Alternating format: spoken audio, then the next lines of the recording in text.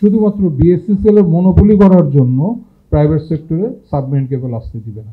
আমরা খুবই আশাবাদী ছিলাম, হয়তোবা এখন সরকার নড়ে বসবেন, কিন্তু না, বুড়ো আঙ্গুল দেখে সেটা স্ট্রিক্টলি এগিয়ে নিয়ে যাওয়ার চেষ্টা করছে। আমাদের কাছে এই পলিসিটা আসার পরে মনে হয়েছে ব্যক্তিগতভাবে যে টেলিকম সেক্টরটা চলে আসবে গিয়ে সরকার এবং বিদেশি উদ্যোক্তাদের হাতে। আমরা যারা দেশি উদ্যোক্তা আছি, আমরা কোনো সময় দেশের উন্নয়ন করতে পারবো না, কিংবা এই সেক্টরে ফার্দার ইনভেস্টমেন্ট করতে পারবো না। অনেকটা এরকম হয়ে গেছে যে মায়ের থেকে মাসির দরদ বেশি। বিদেশি উদ্যোক্তা যারা আছেন ওনারাই দেশের উন্নয়ন করবে, ওনারাই দেশকে এগিয়ে নিয়ে যাবে, ওনারাই দেশের জাতীয় নিরাপত্তা এনশিওর করবে। আমি আজকে প্রধান অতিথির দৃষ্টি আকর্ষণ করব, আমরা আইএসপি সেক্টরে এখন পর্যন্ত 2500 জন লাইসেন্সধারী ব্যবসায়ী আছেন, যারা গ্রামে গঞ্জে প্রান্তিক পর্যায়ে ইন্টারনেট প্রোভাইড করে আসছেন। এবং এই ইন্ডাস্ট্রি থেকে, শুধুমাত্র আইএসপি ইন্ডাস্ট্রি থেকেই আমাদের প্রায় 4500 থেকে 5000 কোটি টাকার ইনভেস্টমেন্ট আছে।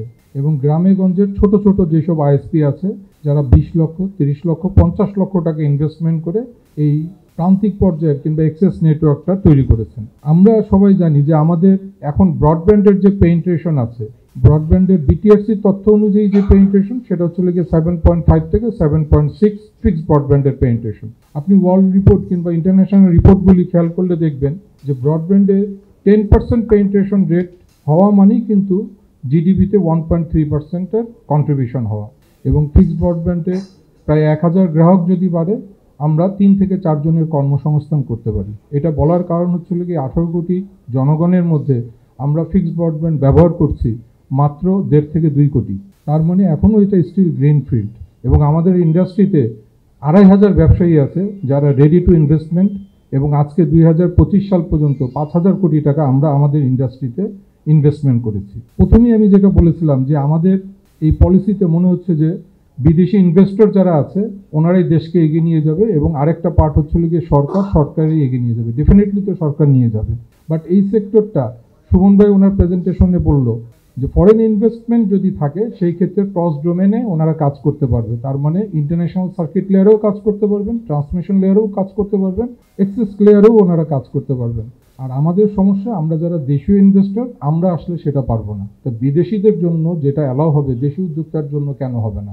এরকম বাংলাদেশের জন্য তো এটা আমরা ডেফিনেটলি চাই না। সরকারি প্রতিষ্ঠান নিয়ে আমি একটু বলি। BSCCL, Bangladesh submarine cable public limited company. আপনারা শেয়ার মার্কেটের ডাটা খেয়াল করলে দেখবেন 2020 থেকে 21 এবং 2025 পর্যন্ত 5 বছরে যাদের রেভিনিউ ছিল 2100 কোটি টাকা, এবং গ্রস প্রফিট জিপি ছিল 1700 কোটি টাকা, নেট প্রফিট আফটার ট্যাক্স 1100 কোটি টাকা। তাহলে আমরা বলি যে ব্রডব্যান্ড সেক্টর, ইন্টারনেটের স্পিড কেন স্লো, এক্সপিরিয়েন্স কেন খারাপ হচ্ছে। অপরদিকে সরকারি সংস্থাগুলি আফটার ট্যাক্স নেট প্রফিট 1100 কোটি টাকা করবে 5 বছরে। এবং বাংলাদেশের সাবমেরিন কেবল সিএমই 5 প্রথম এসেছিল 2006 সালে, সিএমই 4 এবং সিএমই 5 যেটা 2017 সালে। তাহলে 5 বছরের তথ্যতেই বোঝা যাচ্ছে যে আগামী 5 বছর সরকারি সংস্থাগুলি কিভাবে প্রফিট করবে এবং বিদেশি কোম্পানিগুলি কিভাবে প্রফিট করবে। দেশে ইন্টারনেটের এক্সপিরিয়েন্সের কথা আমরা সবসময় বলি, জাতীয় নিরাপত্তা, ন্যাশনাল সিকিউরিটির কথা বলি। আমরা আমাদের দেশে আজকে এখন পর্যন্ত যে পরিমাণ ব্যান্ডউইথ ব্যবহার হচ্ছে, প্রায় 90 বিপিএস, 9000 জিবিপিএস এর মতন, তার 50% ব্যান্ডউইথ আসে ইন্ডিয়া থেকে। আপনি ইন্ডিয়ার যদি সেকশন 69 ইনফরমেশন টেকনোলজি অ্যাক্ট 2000 এবং সেকশন 20 অফ টেলিকমিউনিকেশন অ্যাক্ট 2023 দেখেন, ওখানে স্পষ্টভাবে বলা আছে ইন্ডিয়ার উপর থেকে যে কোনো ধরনের ডাটা পাসিং হলে ওনারা 100% অথরিটি রাখে ডাটা ইন্টারসেপ্ট করার জন্য। তখন কি আমাদের ন্যাশনাল সিকিউরিটির কথা আসে না? কোয়ালিটি অফ সার্ভিস নিয়ে কথা বলি, আমরা ব্যান্ডউইথের প্রাইস নিয়ে কথা বলি। নতুন সাবমেরিন কেবল ওনারা বাংলাদেশে আসতে দিবেন না। শুধুমাত্র কারণটা কি? ট্রাস্টেড আনট্রাস্টেড কেবল। ট্রাস্টেড কেবলের তো আনট্রাস্টেড আর ট্রাস্টেড কেবল বলে কিছু নাই।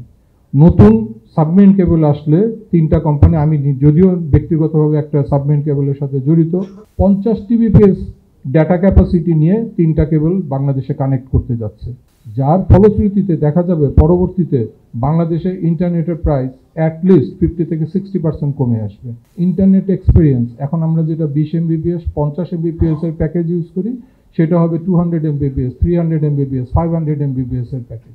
শুধুমাত্র বিএসসিসিএল এর মনোপলি করার জন্য প্রাইভেট সেক্টরে সাবমেরিন কেবল আসতে দিবে না।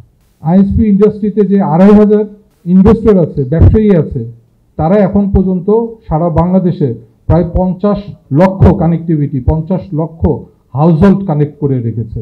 তার এগেনস্টে 5,000 কোটি টাকা ইনভেস্টমেন্ট করেছে। এই নিরাপত্তাটা এই লোকাল এন্টারপ্রেনার যারা আছে তাদেরকে নিরাপত্তা কাকে দিবে?